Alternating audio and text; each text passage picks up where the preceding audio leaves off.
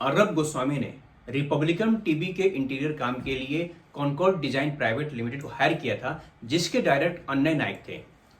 उन्होंने बाद में सुसाइड कर लिया था और सुसाइड नोट में उन्होंने एलिगेशन लगाया था कि अर्नब गोस्वामी, फिरोज शेख और नीलेश शर्दा ने उनको पैसे नहीं दिए हैं। A case of abetment to suicide has been filed against Republic TV MD and editor-in-chief Arnab Goswami.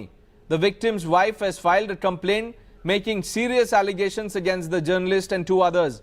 The police have filed an FIR under related sections of the Indian Penal Code. करीब 5 करोड़ के आसपास थी और काफी time से पैसा नहीं देने की वजह से वो मेंटली प्रेशर में आ गए और इन लोगों के दबाव में आकर उन्होंने आत्महत्या कर ली, जिसका जिक्र उन्होंने अपने सुसाइड नोट में किया है। उस समय वो अलीबाग में थे और उनकी पत्नी अक्षता नायक के कंप्लेंट तहत केस रजिस्टर्ड किया था। त्याच्या कामाचा त्यांना पैसे मिळाले नव्हते, त्यामुळे त्यांनी सुसाईड केलेलं आहे अशा प्रकारे नमूद आहे। रिपब्लिक टीव्हीचे मिस्टर अर्नब गोस्वामी, आयकास्ट एक्स, स्काय मीडियाचे फिरोज शेख आणि स्मार्ट वर्क्स मगरपट्टा बांधे प्रोजेक्टचे नितेश सारडा या 3 लोकांविरुद्ध गुन्हा दाखल झालेला आहे। लेकिन कुछ महीनों के बाद उस केस को क्लोज कर दिया गया और पुलिस का यह कहना है कि उसमें कोई भी एविडेंसेस सफिशिएंट नहीं है। संदेह यहीं से पैदा होता है क्योंकि आईपीसी की धारा 107 में यह क्लियर कट मेंशन किया गया है, कोई भी आदमी अगर ग्रुप में या किसी भी रीजन की वजह से किसी भी आदमी को अगर वो कंपेल करता है या मजबूर करता है या इस तरह की परिस्थितियां बनाता है कि वो सामने वाला आदमी सुसाइड कर ले, तो वो एक केस का पुख्ता आधार माना जाता है। और इस केस में यह पुख्ता सबूत है।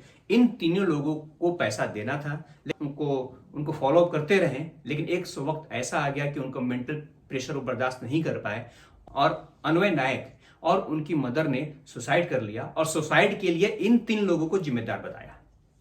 उनकी बेटी ने दोबारा से इस केस को रीओपन करने की अपील की है और ये केस दोबारा से सीआईडी को ओपन करने के लिए कहा गया है। The Home Minister of Maharashtra, Anil Deshmukh, said he ordered reinvestigation after Adnya Naik, daughter of interior designer Anvay Naik, complained that the Alibag police in the neighbouring Raigad district did not investigate the non-payment of dues, which drove her father and grandmother to commit suicide. 100% doubt Arnab Goswami को जाता है कि उन लोगों ने काम कराने के बाद पैसा नहीं दिया और इस तरह की परिस्थितियों का निर्माण किया, इस तरह के मेंटल प्रेशर का निर्माण किया, जिसकी वजह से अनय नायक ने सुसाइड किया। जब सुसाइड नोट में अर्नब गोस्वामी का नाम था तो उसकी पूरी इन्वेस्टिगेशन क्यों नहीं की गई? क्या दबाव था उनके ऊपर? क्या अर्नब गोस्वामी ने उसको इन्फ्लुएंस करने की कोशिश की थी?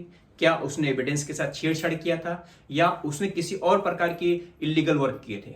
इसकी जांच अवश्य होनी चाहिए। उसमें 306 के तहत उसमें कार्रवाई होती है और उसमें 10 साल तक की सजा का प्रावधान है। अर्नब गोस्वामी के ऊपर पहले से ही बहुत से आरोप लगते रहे। Bennett Coleman and company limited ने अर्नब गोस्वामी और प्रेमा श्रीदेवी के खिलाफ theft, misappropriation of intellectual properties और ब्रीच ऑफ ट्रस्ट का केस भी फाइल किया था।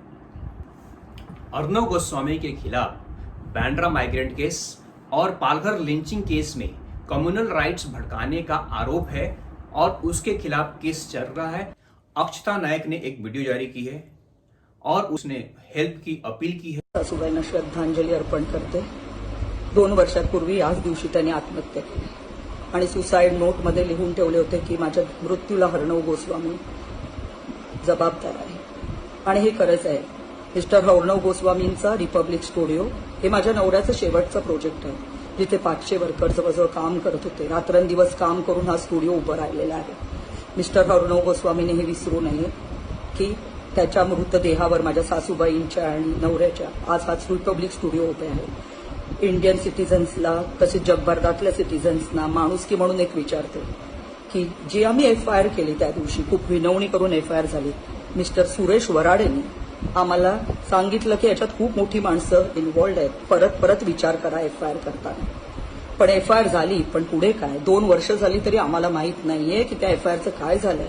अनिल पारसकरांनी मला सांगावं आमच्या एफआयआरचं काय झालंय। आमचा लॅपटॉप अजून दिलेला नाहीये, आमचे मोबाईल अजून दिलेले नाहीत, भरपूर गोष्टी आम्हाला दिलेल्या नाहीत। खूप प्रेशर केल्यावर आम्हाला सुसाईड नोट मिळाली, पण असं का होतंय?